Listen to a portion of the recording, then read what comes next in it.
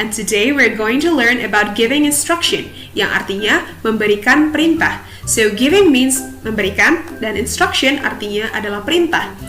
So in this video we're going to learn about how to ask someone to do something. Without any further ado, let's get started. Nah, untuk memerintahkan seseorang untuk melakukan sesuatu dalam bahasa Inggris, itu biasanya ada dua pola yang paling umum digunakan. So, the first one is verb plus object. Kata kerja ditambah objek. Kata kerjanya itu base form ya, bentuk dasar. Nah, ini simple sekali, sederhana sekali. Contohnya begini. Close the door. Close the door. Tutup pintu itu. Close berarti kata kerja, the door berarti objek. Kemudian ada read the book. Baca buku itu.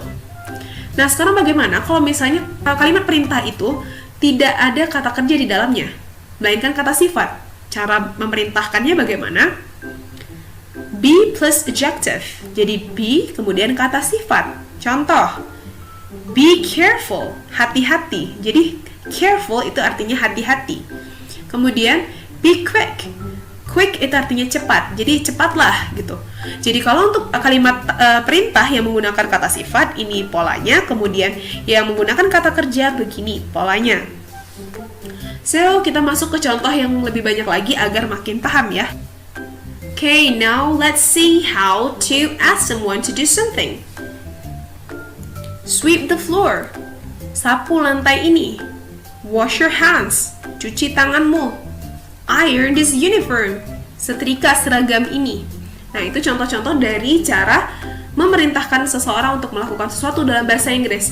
Jika kita ingin memerintahkan seseorang dengan lebih sopan, kita bisa tambahkan satu kata yang pasti kalian semua sudah tahu. Kata itu adalah please. Jadi please bisa kita letakkan di awal kalimat. Contohnya please sweep the floor. Atau di belakang kalimatnya, wash your hands please. Gitu. Jadi kalau kita tambahkan kata please, itu akan terdengar lebih sopan lagi. Next. Nah, sekarang untuk memerintahkan seseorang tapi tidak ada kata kerja di dalamnya. Contohnya, be quiet, our teacher is talking. Tenang atau diamlah, guru kita sedang berbicara. Be polite, he is older than us. Sopanlah, dia lebih tua dari kita. Be brave, I know you can do it. Beranilah, aku tahu kamu pasti bisa melakukannya. Nah, jadi quiet, diam, polite, sopan, brave itu berani adalah kata sifat atau adjectives. Jadi di depannya itu kita tambahkan be untuk menjadikannya kalimat perintah.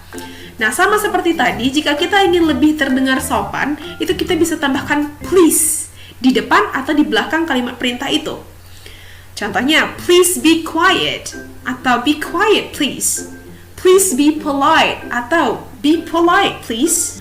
Nah, sekarang bagaimana kalau misalnya di dalam kalimat perintah itu ada berupa larangan untuk tidak melakukan sesuatu. Jadi kita diperintahkan untuk tidak melakukan sesuatu. Bagaimana polanya? Don't plus verb yang bentuk dasar. I know a lot of you have heard this word before. Don't. Pasti sering sekali mendengar kata ini. Nah, for your information, don't itu adalah singkatan dari do not. Yang kalau diletakkan di depan kalimat seperti ini, itu artinya jadi jangan. Jadi jangan, kemudian ada verb, kata kerja gitu.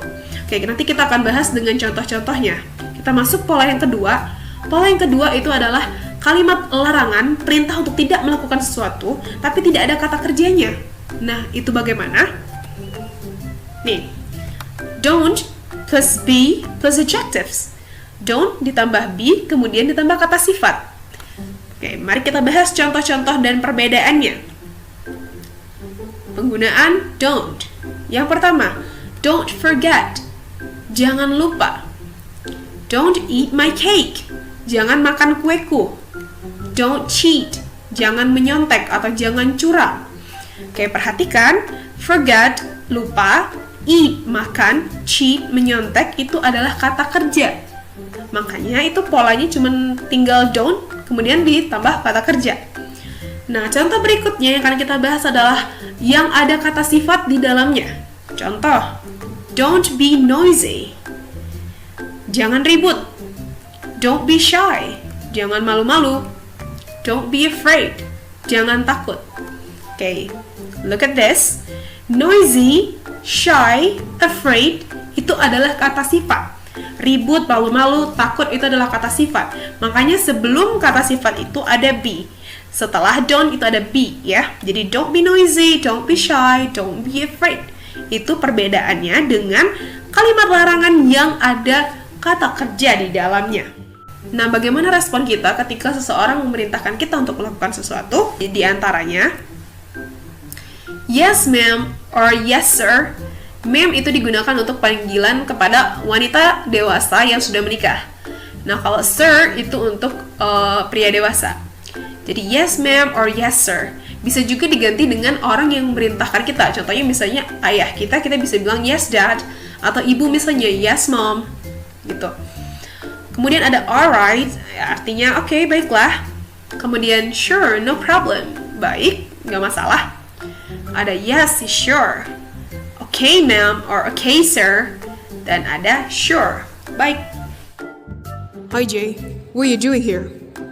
Hi Bobby. Lucas asked me to replace him to play football with you. He is unwell, so he needs to rest. Oh, I see. Please wear your shoes then.